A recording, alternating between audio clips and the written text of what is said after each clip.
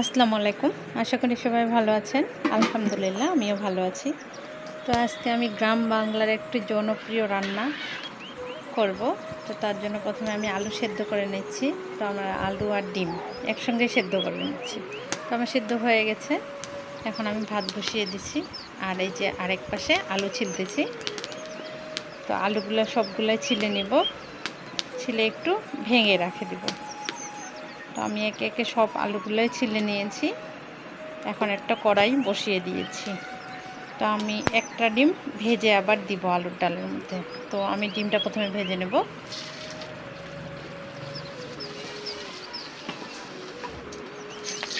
তো আমার ডিমটি ভাজা হয়ে গেছে, এখন আমি তুলে নিচ্ছি। ডিমটা তুলে নেওয়ার পরে এখন আমি যেই ডিমগুলো সেদ্ধ করছিলাম ওগুলো ভাজার জন্য দিয়ে দিলাম। তো আমি ডিমগুলো নাড়াচাড়া করে ভেজে নেব। এই আলুর ডাল কিন্তু আমার ছোটোবেলা থেকে খুব একটা পছন্দ ছিল না।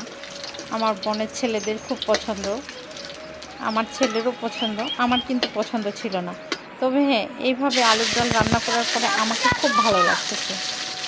এখন মনে হচ্ছে আমারও আলুর ডাল খুব প্রিয়।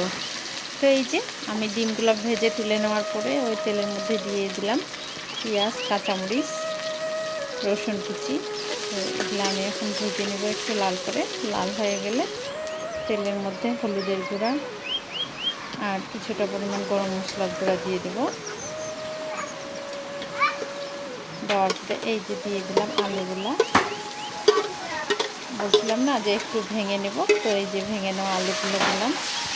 তো দিয়ে আমি কিছুক্ষণ কষিয়ে নেব। আলুটা কষানোর মধ্যেই কিন্তু ডালটা টেস্ট হবে। তো আলুটা একটু ভালোভাবে কষিয়ে নিতে হবে। তো আমি পানি দিয়ে দিয়ে কষাচ্ছি, কিন্তু একটু করে পানি দিচ্ছি আর কষাচ্ছি।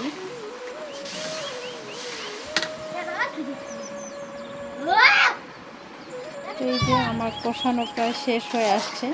তো এখন আমি ডিমগুলো দিয়ে দিব একে একে।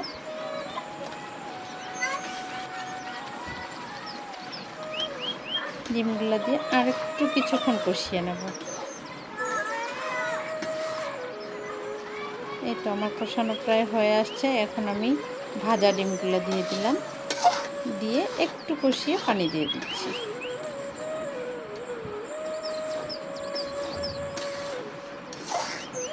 তো এর মাঝে একটা কথা বলে নেই, আমার ভিডিওটি যদি আপনাদেরকে ভালো লাগে তাহলে অবশ্যই লাইক, কমেন্ট এবং আমার চ্যানেলের পাশে থাকার জন্য আমার চ্যানেলটিকে অবশ্যই সাবস্ক্রাইব করবেন।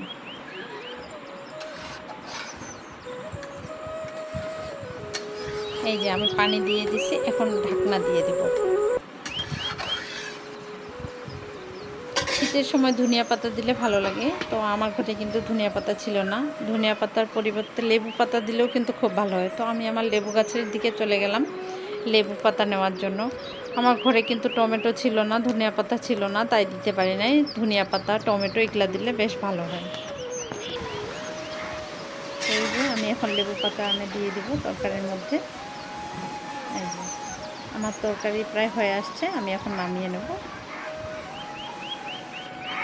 তো এই যে রান্না করার পরে আমার তরকারির কালার দেখে নিশ্চয়ই বুঝতে পারতেছেন কতটা লোভনীয় হয়েছে। তো আলুর ডালটা খেতে কিন্তু খুব টেস্ট হয়েছিল, সবাই খুব ভালো বলতেছিল। আর এই যে আমার আব্বা আর আমার ছেলে বসে খাচ্ছে, আমার ছোট ছেলে।